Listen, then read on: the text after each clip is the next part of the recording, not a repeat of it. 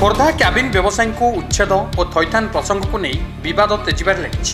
Cabin भांगा प्रशासन अड़ी बसी बेले थैथान पूर्व उच्छेद न करने को जिद्रे अटल अच्छा व्यवसायी। यार भितर व्यवसायी समर्थन में बाहरी खोर्धा जिला कांग्रेस कमिटी। व्यवसायी को नहीं गठित कोर कमिटी आगामी दिन में विरोधी दल नेता नवीन पट्टनायक और कांग्रेस विधायक दल नेता रामचंद्र काडाम को भेटी समस्या संपर्क आलोचना करेंगे प्रेसमिट्रे सूचना देते कांग्रेस नेत्री सोनाली साहू।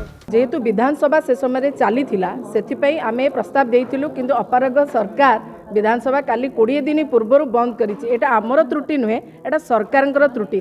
ता अर्थ नुहे जे आमे भेटिबु नाही। आमे सेथिपई गोटे कमिटी मध्य करिछि, से प्रस्ताव मध्य देइथिली।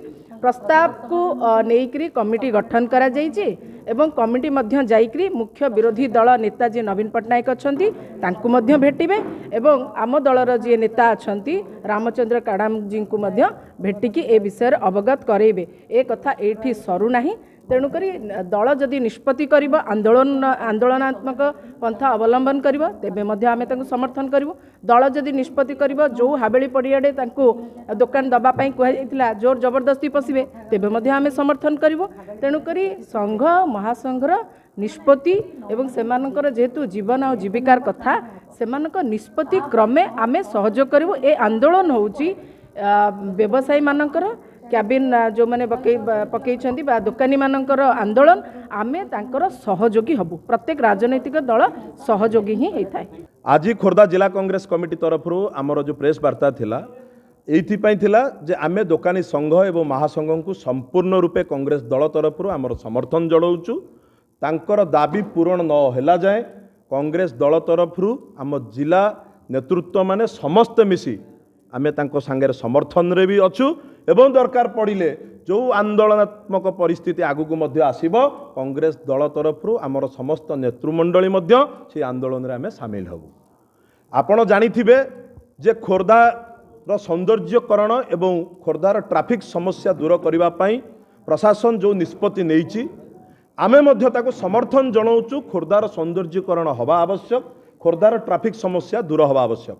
किंतु कांग्रेस पार्टी तरफ अनुरोध करी प्रशासन पाखे जे जो 1200 दुकानी भाई माने आमर अछंती तांको सहित भलरे कथबार्ता हुअंतु, तांको भरोसा जितंतु, तांको संपूर्ण रूपे समस्त को एक जगार थैथान कला परे यही उच्छेद प्रक्रिया आरंभ करंतु। काईकि ना विगत दिन मध्यरे आमे समस्ते देखीचे जे 20 वर्ष तले 3000 टंका लाखा निया जाइथला हाबेली पड़ियारे सेमानकु दुकान घर दिया जाई थैथान करा जिवो बोली। जदि 20 वर्ष तले निया जाइथिबा पैसा एवं सेही निष्पत्ति आज लागू होई पारु नाही।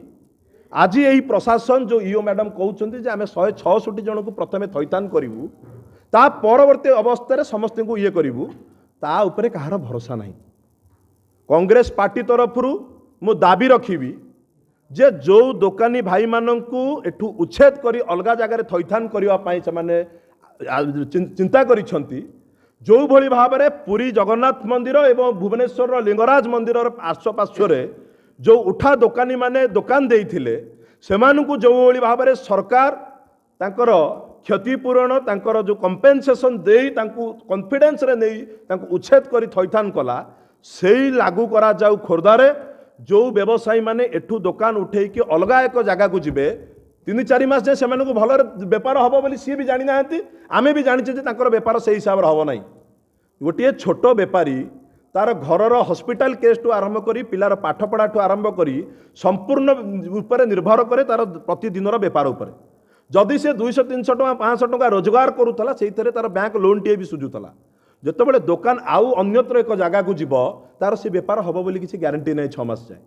तेणु एक अमाउंट यही भाव में सरकार तरफ कैलकुलेशन करा जाऊ दुकानी बंधु मान सहित कथबार्ता करा जाई तांको पई कंपेनसेशन रो व्यवस्था मध्य करा जाऊ एवं संपूर्ण 1200 दुकानी को सरकार आगे कलेक्टर लेवल रे एक कमिटी करी कलेक्टर लिखित ये रे आसु जे एई दुकानी मानकु आमे एई जगह देलु एतिकी स्क्वायर फुटर जगह देलु एतिकी दिन भितर दुकान घर करके दबु सेतिकी दिन तांको समय दिया जाऊ। दुकान सरकार जदि चाहिए 6 मास भितर 1200 दुकानी दुकान घर कर दबा कौन बड़ कथा नुहे। मानसिकतार आवश्यकता जदि सरकार सतरे खोर्धार सौंदर्यीकरण चाहूँगी सतरे ट्राफिक समस्या दूर करने को चाहूँगी जड़े खोर्धार नागरिक हिसाब से मुझ सरकार पाखे दाबी रखी आपण सौंदर्यीकरण भी करूँ आपण ट्राफिक समस्या भी दूर करूँ किंतु मोर 1200 भाई जो माने दुकान घर देइछन्ति तांको परिवार को सुरक्षित रखी खोर्धार सौंदर्यीकरण करूँ एवं ट्राफिक समस्या दूर करूँ। खोर्धारू रंजित सामंतराय रिपोर्ट सकाळ न्यूज। दैनिक सकाळर चतुर्थ स्वनक्षत्र अवसर में सकाळ और नंदीघोष आयोजन करुछंती मिनी माराथन। डिसेम्बर 15 रविवार सकाळ 6टा पंजीकरण सकाळ 5:30।